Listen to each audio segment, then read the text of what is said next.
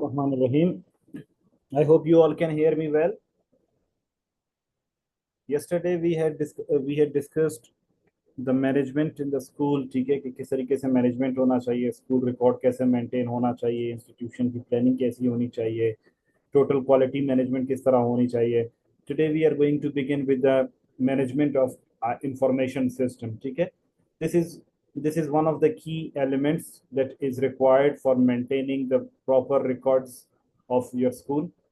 And all the school management requires that a computerized system मौजूद होगा. ठीक है, always remember that today it is the age of technology, and without the use of technology, any school, any college, any university, or any institution is incomplete. So management information system, or MIS, it is a computerized system that collects, processes, stores, and disseminates information for effective management and decision making. जब हम information technology का या IT का इस्तेमाल करते हैं कि हम डेटा को कलेक्ट कर सके, इस डेटा में फॉर एग्जांपल टीचर का आना जाना बायोमेट्रिक के जरिए से, स्टूडेंट्स का आना जाना उनकी अटेंडेंस के जरिए से, उसको प्रोसेस करना, उसको चेक करना, मंथली रिपोर्ट्स उनका जमा करना, उनके ट्रांजैक्शन का रिकॉर्ड अपने पास रखना, या उनको आगे जो हायर अथॉरिटीज है या जो स्टेक होल्डर्स है उनके साथ शेयर करना. ठीक है, जब हम ये तमाम चीजें कंप्यूटर्स के जरिए से, आईटी के जरिए से, या हम टेक्नोलॉजी का इस्तेमाल करते हुए जब हम इन तमाम चीजों को एनालाइज करते हैं और इन तमाम चीजों को यूज करते हैं, तो इससे हमारी जो मैनेजमेंट होती है वो बहुत ज्यादा बेहतर होती है. और इसके जरिए से हम मुस्तकबिल में आने वाले तमाम जो डिसीशंस होते हैं उन पर हम अच्छी तरीके से डिसीजंस बना सकते हैं. ठीक है, या तो सिंपली ये है कि whenever we use all the information system, all the basic technologies to enhance the effectiveness of the school, to enhance the quality of the school, to enhance the management of the school, we need to have a good information system that enhances the management, that enhances the administration. Remember one thing कि management क्या है. Management is a broad spectrum. Management एक बहुत बड़ा broad term है और ये broad sense में यूज किया जाता है. इसमें मैक्रो लेवल की पॉलिसी मेकिंग आती है. दो किस्म की चीजें आती हैं. One is called micro. Micro means small. ठीक है, स्मॉल मतलब एडमिनिस्ट्रेशन जो है, याद रखना जब भी आपके सामने अगर कंपैरिजन आ जाए कि what is administration and what is management, तो आप याद रखें कि एडमिनिस्ट्रेशन जो है वो एक माइक्रो लेवल यानी छोटी छोटी चीजों पर रहकर हम बनाते हैं. ठीक है, and then we have got macro. Macro is something that is large. Large and therefore that is called management. ठीक है, तो हम क्या करते हैं, हम जब MIS का इस्तेमाल करते हैं तो हम उसको एक ऐसे सिस्टम से कनेक्ट करते हैं that incorporates the macro management, जिसमें तमाम जो मैनेजमेंट होती है वो तमाम आपस में लिंक्ड होते हैं. तमाम जो आईटी होती है वो तमाम आपस में लिंक्ड होती है. एंड जिस तरह for example recently Allama Iqbal open university के अगर आप पेपर्स देख लें या उनका जो अटेंडेंस का सिस्टम देखते हैं, तो कि जैसे ही आप उनके पेपर्स को स्कैन करते हैं तो आपका सारा डेटा उनके पास आ जाता है.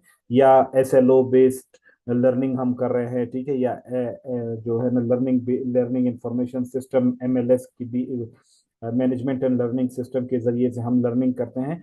तो कोई भी कंप्यूटर का इस्तेमाल करना, कोई भी टेक्नोलॉजी का इस्तेमाल करना जिससे लोगों के डेटा को कलेक्ट किया जाए, उसको स्टोर किया जाए, उसको एनालाइज किया जाए और आगे लोगों में डिसेमिनेट किया जाए, पहुंचाया जाए, तो उसे हम क्या कहते हैं, उसे हम मैनेजमेंट इंफॉर्मेशन सिस्टम कहते हैं. इसकी इंपॉर्टेंस क्या है? सबसे पहली इंपॉर्टेंस इसमें यह है कि इट स्ट्रीमलाइंस एडमिनिस्ट्रेटिव टास्क, यानी तमाम जो एडमिनिस्ट्रेटिव टास्क होते हैं उनको स्ट्रीमलाइन करते हैं. मतलब एक ही लाइन में लेकर आते हैं, उनमें कोई ज्यादा तब्दीलियां या चेंजेस लाने की जरूरत नहीं पड़ती. सारी चीजें ऑन वन ग्राउंड चल रही होती है. मतलब एक सिंपल क्यू में चल रही होती है, रिकॉर्ड सबका मेंटेन होता है. It is like just like for example कि अगर एक टीचर अटेंडेंस की जो रिकॉर्ड है वो आप एक टीचर एक प्रिंसिपल घर में बैठे हुए भी जो है ना उसको मैनेज कर सकता है.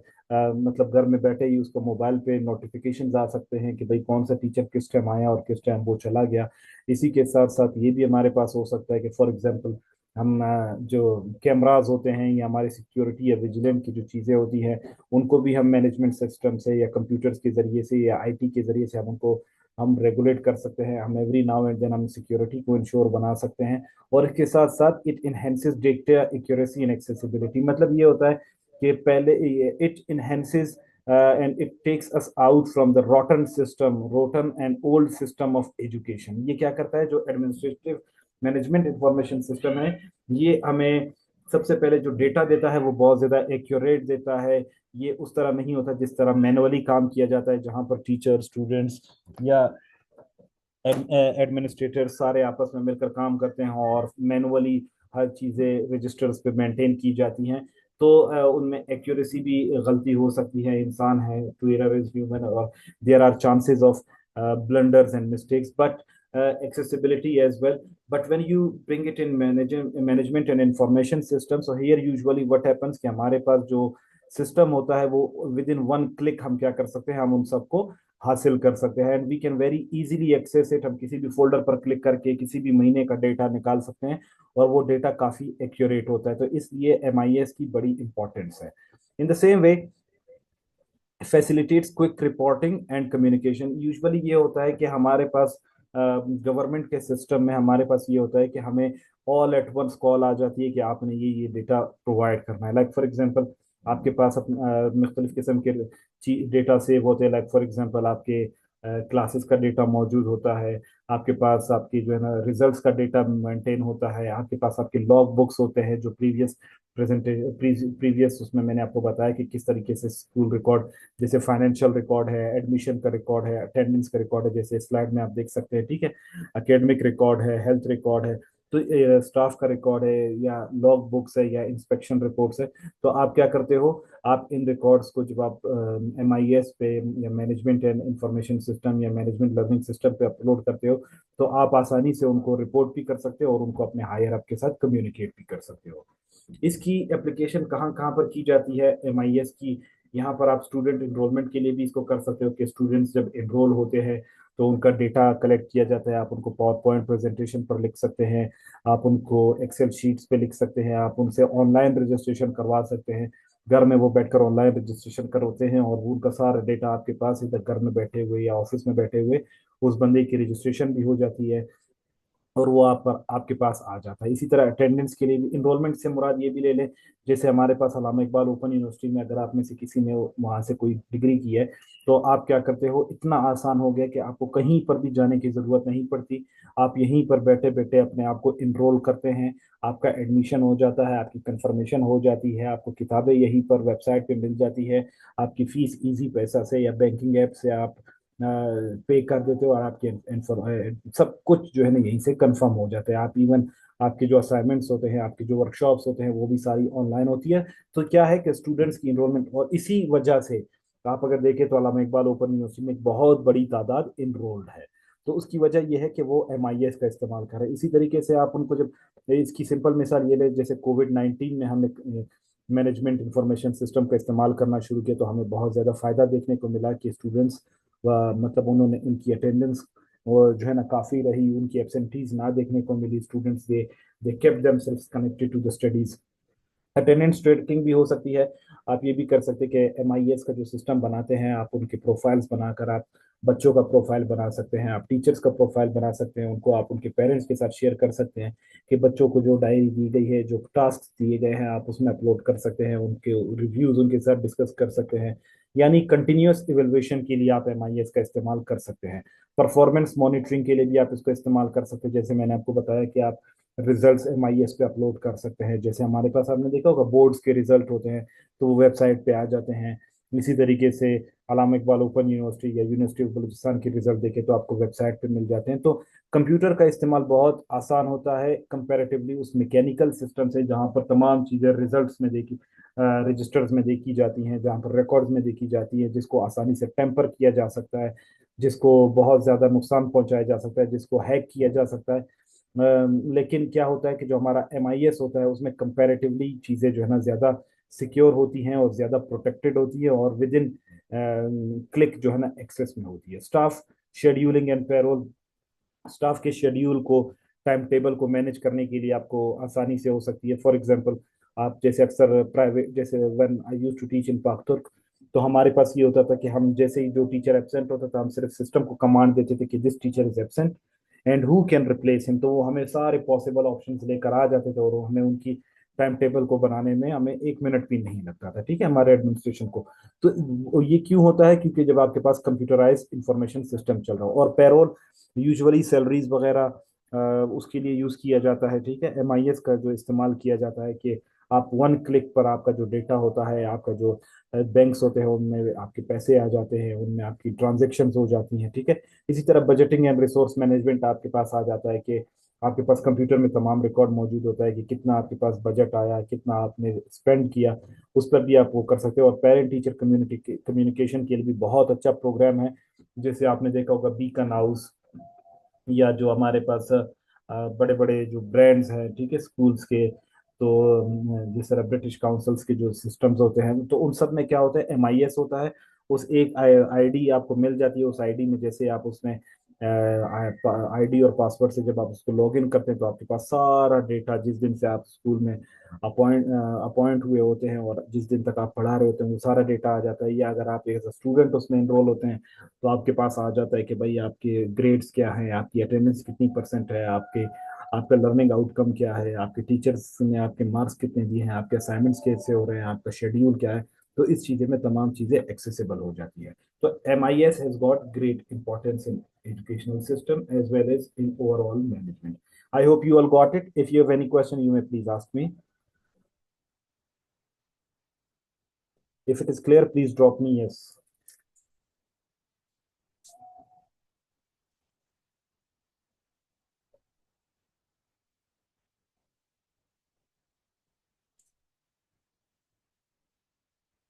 ओके, नाउ सुपरविजन की तरफ चलते हैं, ठीक है, कि जो स्कूल को मैनेज करते हैं तो उसमें सुपरविजन का क्या किरदार होता है।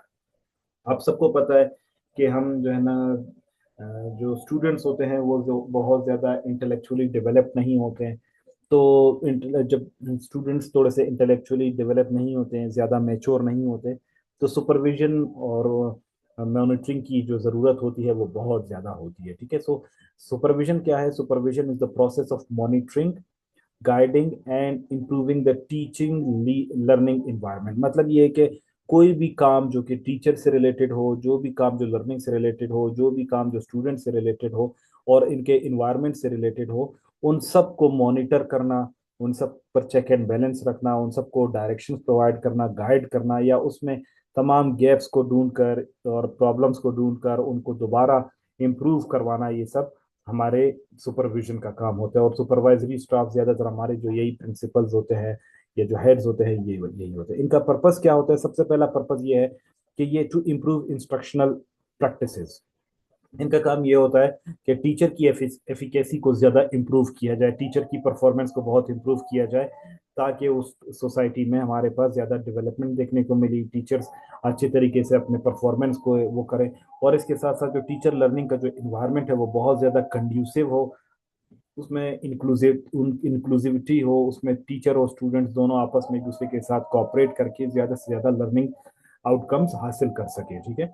To ensure adherence to curriculum standards.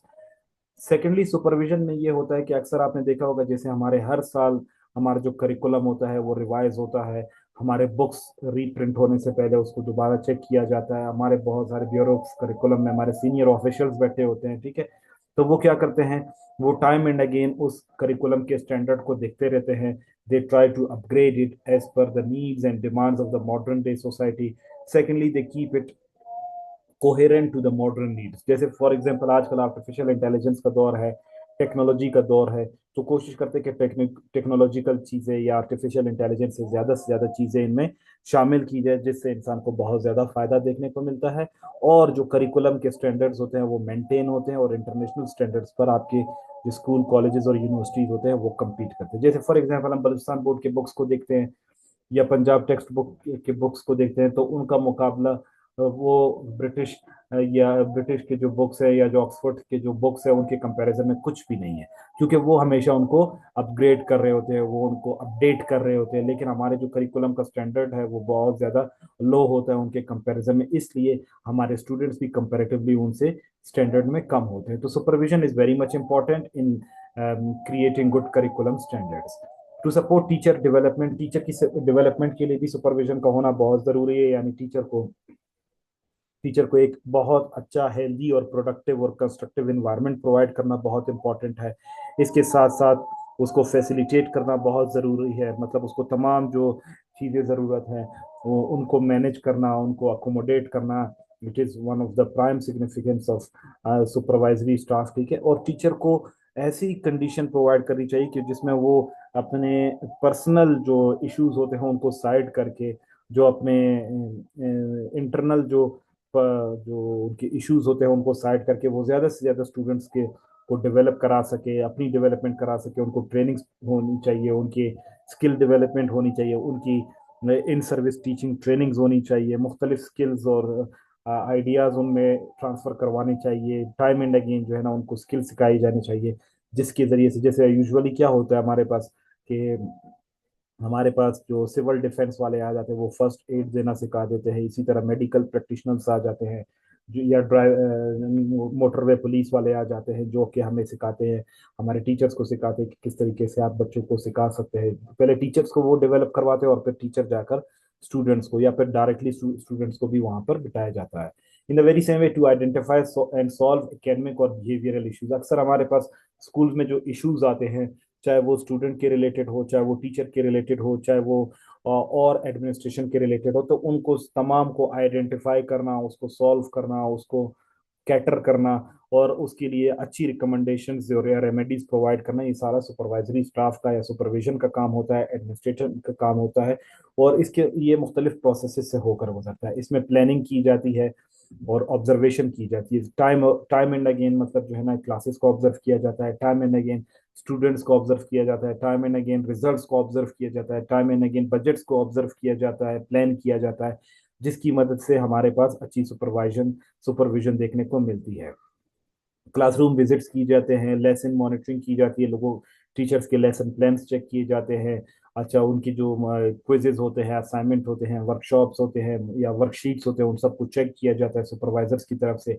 जो सडन जो विजिट्स होते हैं वो बहुत इंपॉर्टेंट होते हैं, ताकि इसकी वजह से जो हमारे जो टीचिंग फैकल्टी है या जो स्टूडेंट फैकल्टी है वो हमेशा अलर्ट रहें। ठीक है, तो इससे क्या होता है कि हमारे पास जो लर्निंग का मैकेनिज्म होता है वो हमेशा स्टूडेंट और टीचर वो दोनों इस पॉइंट पर एग्री होते हैं कि एनी टाइम हमारे आकर विजिट्स किया जा सकता है और हमसे चेक एंड सवाल पूछे जा सकते हैं। देयर फॉर फिर वो अपने परफॉर्मेंस पर कॉम्प्रोमाइज नहीं करते।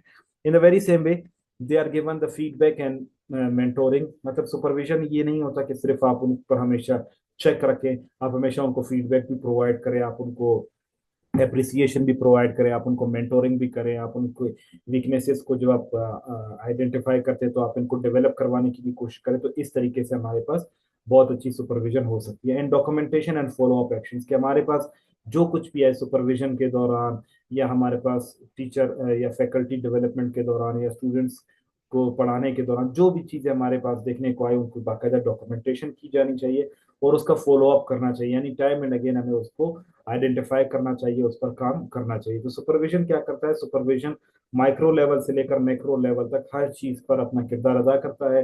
टीचर स्टूडेंट्स को डेवलप करवाता है, उनके इश्यूज को रिजॉल्व करता है, उनकी डेवलपमेंट करवाता है, उनको ट्रेनिंग्स प्रोवाइड करता है, उन्हें अवेयरनेस क्रिएट करवाता है, उनकी करिकुलम को डेवलप करवाता है और डायरेक्टली और इनडायरेक्टली टीचर्स को टीचिंग मेथोडोलॉजीज भी सिखाता है। So I hope you all got about supervision. If you have any question regarding this, you may please ask me.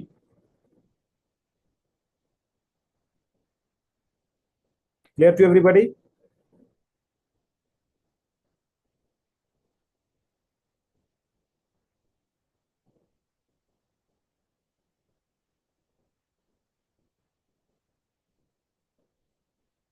Okay, school appraisal and school complex, यहाँ पर ये क्या करते हैं कि पूरा ओवरऑल स्कूल के अप्रेजल को आप देखते हो।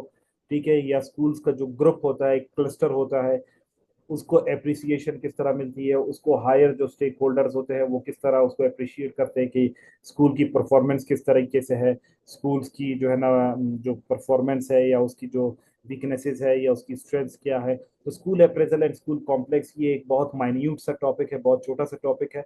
It involves evaluating the performance of the school, यानी एकेडमिक्स में, एडमिनिस्ट्रेशन में, इंफ्रास्ट्रक्चर में, स्टूडेंट वेलफेयर में जब ओवरऑल स्कूल की जो परफॉर्मेंस चेक की जाती है, वो जो ज्यादातर स्टेक होल्डर्स करते हैं, इसमें हमारे पास जो हमारे फॉर एग्जांपल जो सेक्रेटेरिएट के जो हमारे सेक्रेटरीज होते हैं या जो डायरेक्टर्स होते हैं या डीईओज होते हैं या जो हमारे बाकी जो एडमिनिस्ट्रेशन का जो स्टाफ होता है, जो सुपरविजन का स्टाफ होता है, वो जब ओवरऑल आकर इन सबको एनालाइज करता है और उसकी बुनियाद पर अपनी रिकमेंडेशंस हायर आपके सेक्रेटरीज को या आपके मिनिस्टर्स को देता है, तो ये क्या होता है, विजिट्स जो होती है, तो ये स्कूल अप्रेजल होता है कि यार वाकई स्कूल की जो एकेडमिक है, उनमें जो पढ़ाने का जो तरीका है, उसमें जो करिकुलम है, उसमें जो टीचर्स हैं, उसमें जो स्टूडेंट्स हैं, वो सारे अच्छी तरीके से काम कर रहे हैं, कॉपरेशन उनमें मौजूद है, क्या उनके दरमियान जो टीचर स्टूडेंट्स रिलेशनशिप है वो डेवलप हो रहे हैं नहीं हो रहे, को करिकुलर एक्टिविटीज हो रही है या नहीं हो रही, अच्छा इसके साथ साथ लेसन प्लानिंग हो रही है नहीं हो रही, सुपरविजन कैसे हो रही है या नहीं हो रही, क्लीननेस है या नहीं है,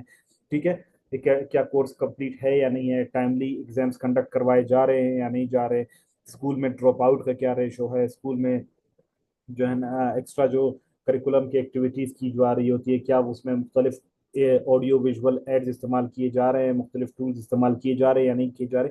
तो इन तमाम परफॉर्मेंस को एनालाइज किया जाता है, एडमिनिस्ट्रेशन को चेक किया जाता है, क्लीनलीनेस को चेक किया जाता है, स्टाफ की पंक्चुअलिटी को, रेगुलरिटी को चेक किया जाता है, that whether they are present in the school, they take the classes regularly और not, whether the budget is allocated and utilized in a proper way or not, whether people are given due share or not, whether teacher is there any nepotism or not। तो ये तमाम चीजें, इसी तरह infrastructure में classroom management देखी जाती है कि क्लासरूम मैनेज हो रहा है या नहीं है, क्या उनकी सीटिंग अरेंजमेंट ठीक है या नहीं है, क्या बिल्डिंग की क्वालिटी इंप्रूव्ड है या नहीं है। ऐसे तो नहीं कि बिल्डिंग्स में कोड ऑफ कंडक्ट की वायलेशन की जा रही होती है, बिल्डिंग जहां पर इजाजत नहीं होती और वहां पर बिल्डिंग, क्या क्लास ओवर कंजस्टेड तो नहीं है या ओवर क्राउडेड तो नहीं है कि एक क्लास में 100 बंदे बिठाए हुए हैं तो टीचर एक है, या फिर इसमें ये भी देखा जाता है कि क्या इस तरह तो नहीं है, सिंगल टीचर क्लास तो नहीं है कि एक ही टीचर है जो पूरा दिन जो है ना स्टूडेंट्स को पढ़ा रहा होता है, या स्टूडेंट्स बहुत ज्यादा होते हैं। तो उन तमाम चीजों को देखा जाता है और स्टूडेंट्स के तमाम वेलफेयर को देखा जाता है कि क्या उनके मेंटल हेल्थ पे काम किया जा रहा है, फिजिकल हेल्थ पे काम किया जा रहा है, क्या उनको अदर देन एकेडमिक्स उनको कुछ सिखाया जा रहा है, क्या उनकी मॉरल और साइकोलॉजिकल डेवलपमेंट की जा रही है या नहीं की जा रही। तो ये तमाम स्कूल अप्रेजल में होता है और ये तमाम चीजें जब आप इसको रिपोर्ट राइटिंग में वो करते हैं, इनकॉर्पोरेट करते हैं, और ये तमाम चीजें आपके पास भी रिपोर्ट्स में मौजूद होती हैं, और फिर आपके जो सीनियर्स होते हैं या जो आपके जो डायरेक्टर्स होते हैं, आपके जो डीजीज होते हैं या फिर आपके जो सेक्रेटरीज होते हैं, उनके साथ ये शेयर किया जाता है, और यही चीजें आगे जाकर हमारे जो पॉलिसीज होते हैं उसमें इनकॉर्पोरेट होते हैं।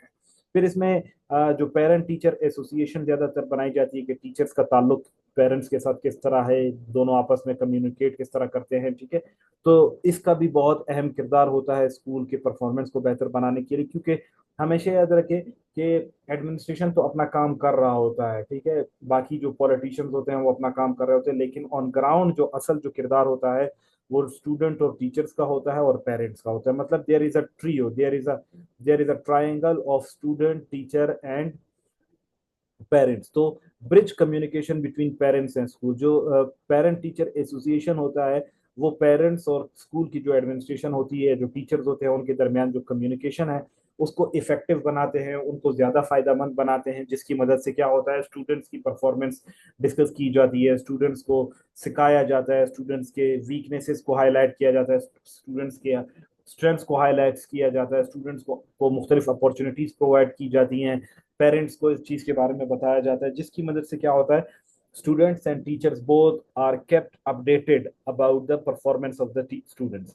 Secondly, students they themselves become more cautious, teachers and parents they both are communicating with each other, and if we do not perform or if we do not complete our task within the stipulated period of time, so we are likely to face the consequences। जैसे मैंने आपको बताया था कि कभी कभार आप क्या करते हो, स्टूडेंट्स को टर्मिनेट कर देते हो, आप उनके रेस्टिकेट कर देते हो, आप उस पर कोई फाइन इम्पोज कर देते हो, क्योंकि आप उसमें जो डिसिप्लिन को मेंटेन करने के लिए जो जरूरियात होती हैं। तो इस वजह से पेरेंट्स और जो स्टूडेंट्स होते हैं या जो टीचर्स होते हैं, इनका आपस में कम्युनिकेशन बहुत जरूरी होता है, ताकि आप अच्छी तरीके से स्टूडेंट्स को आप लॉ अबाइडिंग सिटीजन बना सकें, एक अच्छा रिस्पेक्टफुल सिटीजन बना सके, एक अच्छा स्टूडेंट बना सके, और टीचर्स की परफॉर्मेंस को भी आप एनालाइज कर सके। Support decision making through feedback, यहाँ पर ये हो सकता है कि जब आप टीचर्स और पेरेंट्स को आप टाइमली, जैसे हमारे पास पाकतुर्क में ये हुआ करता था, क्योंकि पाकतुर्क में एक इंटरनेशनल एक इदारा था, तो वहां पर ज्यादा इसके जो रूल्स एंड रेगुलेशन थे या विल्डरनेस था, ये चीजें फॉलो की जाती थी, तो इसलिए मैं उसको लिविंग एग्जाम्पल आपके साथ शेयर कर रहा होता हूँ कि हर मंथ जो है ना उनका मंथली माई परफॉर्मेंस टेस्ट लिया जाता था। टीचर उसको चेक करता, चेक करने के बाद हर मंथ उनका पीटीएम यानी पेरेंट्स टीचर मीटिंग की जाती थी, उनमें उनके पेरेंट्स आते थे, उनको उनका हर मंथ का रिजल्ट दिया जाता था, उनको उनके पेपर्स दिए जाते थे, और वो पेरेंट्स टीचर के साथ बैठकर अपने बच्चों की परफॉर्मेंस को डिस्कस किया करते थे, और उनके स्ट्रेंथ्स और वीकनेसेस को हाईलाइट करने के बाद उस पर काम किया करते थे। ठीक है, तो इसके जरिए से क्या होता है, आपके जो मुस्तकबिल में जो आने वाले, और उस पर फिर बाद में ये होता था कि जब टीचर्स विजिट करते थे या पेरेंट्स विजिट करते थे, तो वहां पर कोई कंप्लेंट बॉक्स होता था या सजेशन बॉक्स होता था, जिसमें टीचर्स या स्टूडेंट्स या जो पेरेंट्स होते थे वो अपना सजेशन लिखकर या कंप्लेंट लिखकर उसमें दे देते थे, जिससे जो स्कूल एडमिनिस्ट्रेशन है उसको पता चल जाता था कि किस किस तरीके से हम क्या कर सकते हैं स्कूल में मजीद अच्छी बेटरमेंट ला सकते हैं। ठीक है, तो आप पेरेंट टीचर्स की मीटिंग्स के जरिए से आप ये बेनिफिट्स ला सकते हैं।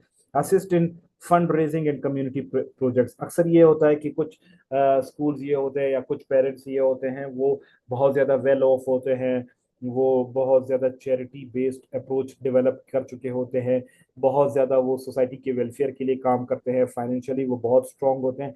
तो इस तरीके से जब आप पेरेंट टीचर्स एसोसिएशन कायम करते हैं, उनके दरमियान में क्लोज कांटेक्ट कायम करते हैं, तो वो एनजीओज आईएनजीओ के जरिए से या ट्रस्ट के जरिए से ज्यादातर वो क्या करते हैं, फंड रेजिंग करते हैं। जैसे फॉर एग्जांपल आप देखते हैं कि यूनेस्को बहुत जगहों पर स्कूल्स बना देता है, बहुत जगहों पर फॉर एग्जांपल पीने की साफ पानी के बंदोबस्त कर देता है, कहीं पर चेयर्स प्रोवाइड करता है, कहीं पर बिल्डिंग्स बना देता है। इसी तरीके से आप देख सकते हैं, जैसे संडेमन स्कूल हमारे सामने एक एग्जांपल है कि हारून शॉपिंग सेंटर और दाऊद शॉपिंग सेंटर वालों ने वहां पर बहुत ज्यादा काम करके उसको बिल्कुल एक बहुत अच्छे स्कूल को की तरह उसको उसके इंफ्रास्ट्रक्चर को डेवलप किया, उनकी फैकल्टी की डेवलपमेंट की है। वहां पर जो सर्दियों की जो छुट्टियां होती हैं वहां पर वो टीचर्स को हायर करते हैं और उनको पढ़ाया जाता है, वहां पर उन्होंने उनका क्लासेस का मैकेनिज्म बड़ा बेहतरीन बनाया होता है। तो ये क्या होता है, इन तमाम ये उस वक्त पॉसिबल होता है जब स्टूडेंट और टीचर सारे एक प्लेटफॉर्म पे होते हैं और वो अपने और अपने बच्चों की डेवलपमेंट के लिए काम कर रहे होते हैं। और स्कूल कॉम्प्लेक्स क्या होता है, a cluster of schools group for mutual development and cooperation, मतलब ये होता है कि ये खास इलाके में 8 से 10 स्कूल्स होते हैं, उन 10 स्कूल्स के ऊपर एक डायरेक्टर बैठा होता है या डीएमओ जिसे डिविजनल मॉनिटरिंग ऑफिसर कहा जाता है, वो बैठे होते हैं जो तमाम स्कूल्स को या कॉलेजेस को मतलब ये इस तरह होता है। याद रखें कि जब भी हम एडमिनिस्ट्रेशन की बात करते हैं तो एडमिनिस्ट्रेशन में हमारे पास हायरकी होता है, जैसे मैंने आपको आगे जाकर मैं आपको बताऊंगा भी, हमारा जो चैप्टर 3 शुरू हो रहा है वो मैंने सारा डिजाइन किया हुआ है कि हमारे पास for example high lower level से हायर लेवल तक हमारे पास हायर की मौजूद होती है। ठीक है, कि फॉर एग्जांपल हमारे पास टीचर्स हैं, teachers are responsible to HOD, HOD is responsible to coordinators, coordinators are responsible to vice principal, vice responsible are answerable to principal, principal is answerable to DMO divisional monitoring officer। ठीक है, DMO is answerable to director, director is answerable to DG, DG is answerable to secretary, secretary is answerable to minister, and minister is answerable to chief minister। तो क्या होता है कि हर चीज का कुछ ना कुछ क्लस्टर होता है। जैसे एक सेक्रेटरी होता है वो पूरे एजुकेशन डिपार्टमेंट को चलाता है, डायरेक्टर होता है वो पूरे एजुकेशन डिपार्टमेंट को चलाता है, डीएमओ जो होता है वो डिविजनल लेवल पर जो तमाम स्कूल या कॉलेजेस होते हैं उनको चलाते हैं, इसी तरह प्रिंसिपल होते हैं वो अपने स्कूल के रिस्पॉन्सिबल होता है। तो पूरे ओवरऑल क्लस्टर को, पूरे ग्रुप ऑफ स्कूल्स को चलाने के लिए स्कूल कॉम्प्लेक्स का वो होता है, इनके अंदर डेवलपमेंट होती है, इनके अंदर सपोर्ट होता है, जिसकी मदद से वो एक दूसरे को प्रमोट करते हैं, अपने रिसोर्स को भी शेयर करते हैं, अपने टीचर्स को भी शेयर करते हैं, अपनी फाइंडिंग्स को भी शेयर करते हैं, एक दूसरे के साथ साथ इंटर स्कूल कॉम्पिटिशंस क्रिएट करते हैं, इनके दरमियान टूर्नामेंट्स करवाते हैं, जिसके जरिए से क्या होता है उनमें बहुत ज्यादा डेवलपमेंट देखने को मिलती है। इनमें टीचर ट्रेनिंग भी चलती है, it encourages the teacher training and inter school activities, inter school debate competition takes place, inter school competition takes place, inter school flower exhibition takes place, science fair takes place, ठीक है। तो ये क्या होता है, जब मुख्तलिफ स्कूल में ये होता है तो एज ए रिजल्ट हमारे पास बहुत ज्यादा डेवलपमेंट देखने को मिलती है। Structured under a common administrative unit, हमारे पास क्या होता है, हमारे जो कोऑर्डिनेटर्स होते हैं, डीएमओज होते हैं, डायरेक्टर्स होते हैं, वो सारे इस पूरे क्लस्टर को देख रहे होते हैं, उनके हेड, इस क्लस्टर के हेड जो है ना वो डायरेक्टर्स डीएमओज होते हैं। तो एज अ रिजल्ट हमारे पास बहुत ज्यादा अच्छी परफॉर्मेंस देखने को मिल रही होती है। So I hope you all got it. अगर इस पूरे चैप्टर में आपका कोई भी सवाल है तो आप मुझसे पूछ सकते हैं। इंशाल्लाह कल हम